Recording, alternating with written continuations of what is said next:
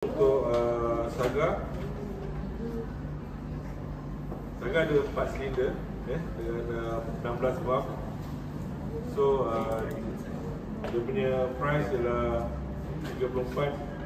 Ni without insurance 34,800 hingga 44,800. Variant standard dah tak ada dah. Cuma ada premium dengan premium S. Dan warranty ada 5 tahun Kadang-kadang ada juga yang silap kata 3 tahun. Sekarang ada 5 tahun dan 150,000 km. Bang, Saga tak ada? Saga standard? Saga manual. Oh, manual. Saga standard auto ada. Jadi dengan patutlah kata pelik.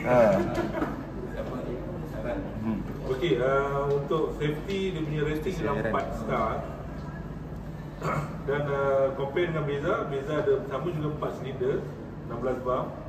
Harga Beza ni lebih tinggi lah. Dia 34 hingga 49. So kita punya harga maksimum pun 44. Dan Beza ni dia ada 1.0, 1.3 dan juga itu saja.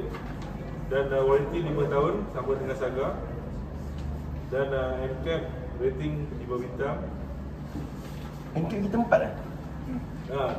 Saga ada 4. So Beza ada 5. Walaupun sampah-sampah pun 5 je.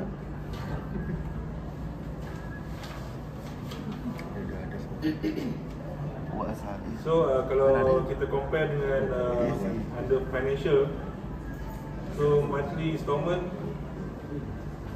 untuk 9 tahun dia punya loan sama je dengan Saga 3.5. Dan dia punya spend ni, dia punya consumption minyak. So untuk Saga 6.4 liter per 100 km. Dan untuk Beza ialah 4.54 liter per 100 km.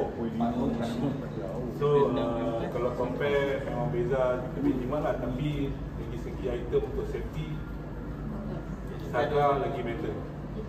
Tapi NCAP kita kita 4 bintang, dia 5 bintang je. Ya ke? Kalah. Jatuh balik. Jatuh balik. Tapi segi safety Saga lebih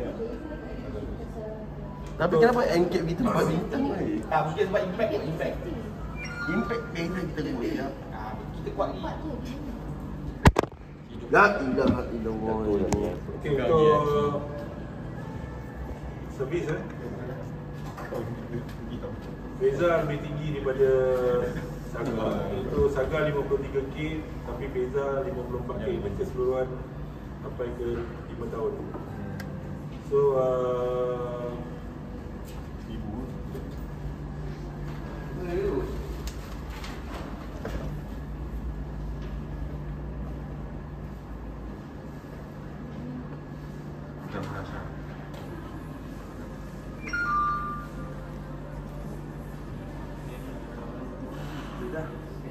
sekarang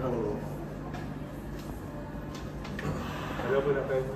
Dah habis dah? Habis dah.